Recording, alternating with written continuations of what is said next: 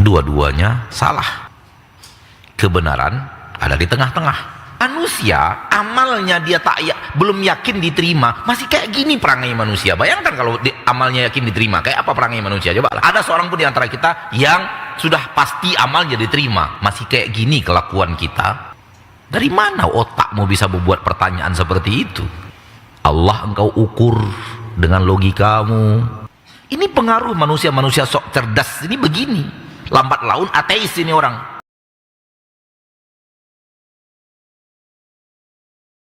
Warahmatullahi wabarakatuh. Ustaz. Waalaikumsalam warahmatullahi wabarakatuh. Ustaz Ana Fadli dari Kabupaten Pasaman, Sumatera Barat. Izin bertanya Ustaz, saya mau bertanya tentang amalan selama kita hidup.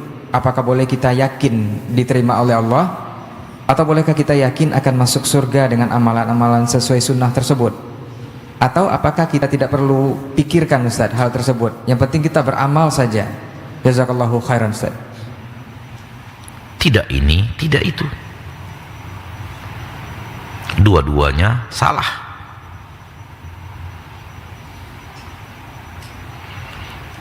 Apakah kita harus yakin amal kita diterima? Salah. Ataukah tak perlu kita pikirkan, yang penting amal saja, tidak ada pikiran diterima, tidak diterima? Salah. Kebenaran ada di tengah-tengah.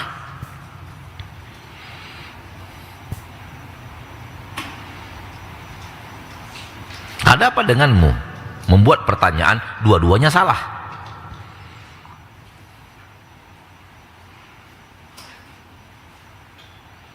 Yakin amal diterima salah. Kenapa? Karena itu masalah gaib.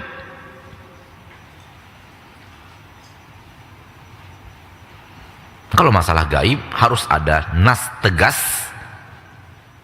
baru kita boleh yakin. Datang kepada engkau malaikat Jibril yang asli dan mengatakan amalmu diterima oleh Allah. Nah, itu nas tegas tuh. Tapi ada juga datang kepada orang malaikat Jibril, tapi Jibril palsu.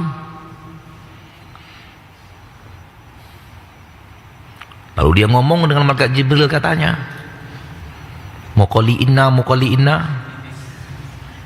Jibril palsu.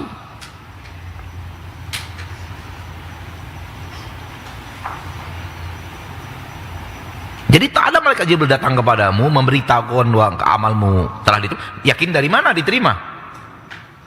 Tak ada keyakinan karena masalah gaib. Manusia amalnya dia belum yakin diterima, masih kayak gini perangai manusia. Bayangkan kalau amalnya yakin diterima, kayak apa perangai manusia? Coba lah. Kita beramal sekarang ini di dunia ini, manusia kita sekarang ini, tak ada seorang pun di antara kita yang sudah pasti amalnya diterima, masih kayak gini kelakuan kita. Bayangkan kalau kita itu dapat info dari Allah, ibadah kita diterima, kayak apa brutalnya kita lagi nanti itu.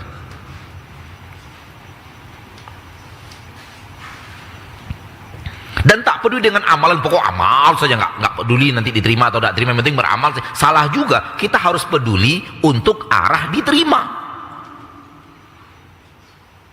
sehingga kita maksimal dalam pelaksanaan, supaya dekat dengan penerimaan.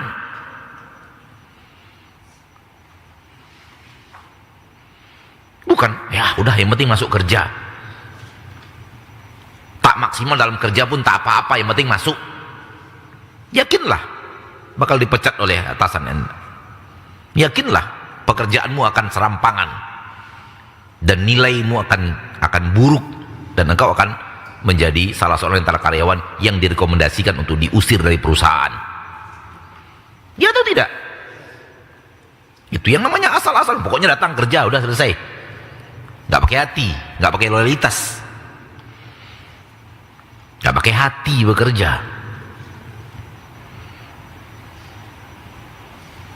Maka kebenaran di tengah-tengah. Engkau peduli agar diterima, dan engkau tak yakin diterima, plus harap diterima. Harap dengan yakin beda. Karena engkau harap diterima, engkau serius beramal. Karena engkau berharap tetap langgeng jadi karyawan di perusahaan dengan gaji yang hanya 150 juta per bulan, engkau serius bekerja. Jadwal masuk kerja jam 8, setengah 8 engkau sudah di depan kantor. Karena engkau serius bekerjanya. Engkau berharap engkau tetap jadi karyawan dengan gaji hanya 150 juta sebulan. Dan gaji sholat lebih banyak loh dari itu kalau Anda tahu. Cuman Anda datangnya kan masbuk terus.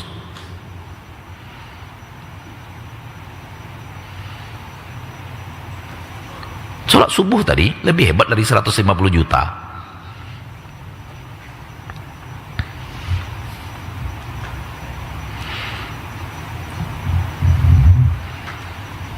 Begitu. Wallahu a'lam. Ya, baik. Jazakallahu khairan Ustaz untuk jawabannya. Mudah-mudahan saudaraku yang bertanya bisa paham dari jawaban Ustaz. Kita lanjut ke pertanyaan berikutnya. Assalamualaikum warahmatullahi wabarakatuh Ustaz. Waalaikumsalam warahmatullahi wabarakatuh. Ustaz, Allah punya sifat Rahman dan Rahim, Maha Pengasih, Maha Penyayang.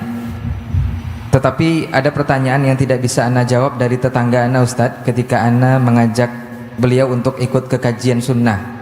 Dia menanyakan, kalau Allah Maha Pengasih, Maha Penyayang, kenapa ciptakan bumi dan langit serta isinya kemudian untuk dihancurkan lagi di hari kiamat? Nah, Ustaz. Untung nggak engkau yang Allah hancurkan. Yang ngasih pertanyaan itu bukan yang menukilkan pertanyaan ya. Yang menukilkan pertanyaan dia akan bertanya, nggak bisa jawab. Dari mana otakmu bisa membuat pertanyaan seperti itu? Itu namanya sok pintar, sok logis,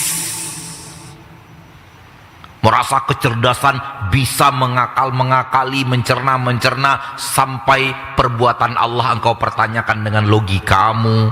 Itukah yang namanya logika? Allah engkau ukur dengan logikamu. Kalau engkau seorang guru, lalu muridmu ingin menakar logikamu, engkau pasti marah. Hei, anak kemarin sore, kau baru tamat SMA, aku sudah profesor. Jangan engkau ukur pula otakku dengan otakmu. Ya tidak? Ya atau tidak? Itu baru anak kuliah dengan profesor. Berapa jarakmu dengan Allah? Maka beradablah, berakhlaklah, tahu diri agar tahu aksi dan adab.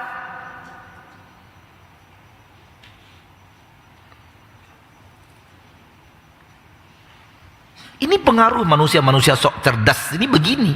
Lambat laun ateis ini orang kalau tak taubat.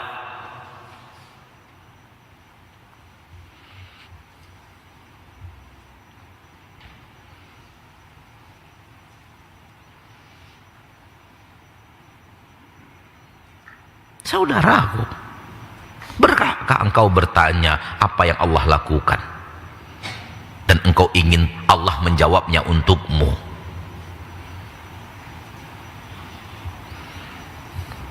Tahulah, sadarlah bahwa akal manusia itu terbatas. Akal manusia itu ada di ruang yang sempit, bukan terlalu luas.